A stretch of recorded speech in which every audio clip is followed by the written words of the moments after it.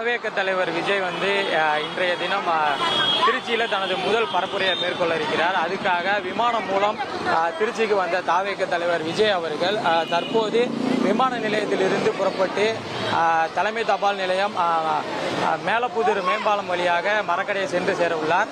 இந்த நிலையில விஜய் செல்லும் வழியில் சுமார் ஒரு 8 கிலோமீட்டர் தொலைவு வரை ஏராளமான தொண்டர்கள் அவருக்கு வரவேற்பு அளிப்பதற்காக உற்சாகமாக வரவேற்பு அளித்து வருகின்றனர். அந்த வகையில் நாம் தற்போது நின்று கொண்டிருக்கும் இடம் மேலப்புதூர் ரயில்வே மேம்பாலத்திற்கு அருகில் நாம் தற்போது நின்று கொண்டிருக்கிறோம். இன்று காலை முதல் ஏராளமான தொண்டர்கள் மற்றும் நிர்வாகிகள் இங்கே குழுமி இருக்கிறாங்க. அதிலும் குறிப்பாக சொல்ல வேண்டும் என்றால் பெண் தொண்டர்கள் இங்கே இந்த பாலப்பகுதியில் பெரும்பாலானோர் குழுமி இருக்காங்க. அவங்க காலையிலிருந்து விஜய்க்கு வரவேற்பு அளிப்பதற்கு தயார் நிலையில் உள்ளனர்.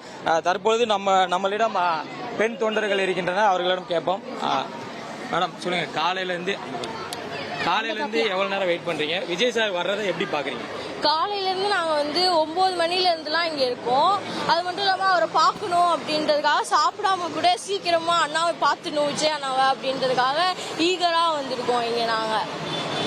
முதல் முறையா விஜய் சார் திருச்சிக்கு தன்னோட பரப்புரை பயணத்தை தொடங்கியிருக்காரு. இந்த திருச்சியில வர்றதுனால நீங்க எப்படி பாக்குறீங்க? எங்களுக்கு ஹாப்பி தான் அவர் வர்றதுல. மேலும் நம்மளோட இன்னும் சில நிர்வாகிகள் மற்றும் தொண்டர்கள் குழுமி இருக்காங்க. அவங்கள்ட்ட கேட்போம். மேடம் வணக்கம், நீங்க எங்க இருந்து வரீங்க? விஜய் சார் முதல் திருச்சிக்கு வராங்க, அதை எப்படி பாக்குறீங்க? திருச்சியில இன்னைக்கு தீபாவளி சார். திருச்சியில இன்னைக்கு தளபதி வர்றதுனால இன்னைக்கு தீபாவளி. திருச்சியில மக்கள் எல்லாம் இன்னைக்கு அணி திரண்டு நிக்கிறோம் தளபதியை பாக்குறதுனால.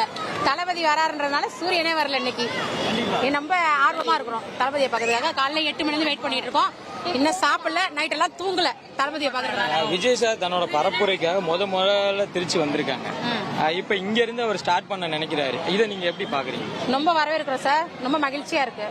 முதல்ல திருச்சியில ஆரம்பிச்சிருக்காரு. மலைக்கோட்டை, திருச்சி மலைக்கோட்டை அவருக்கு உச்சி பிள்ளையார் துணையா இருப்பாரு. கண்டிப்பா திருச்சி தொகுதி அவருக்கு நல்ல வரவேற்பு கொடுக்கும்.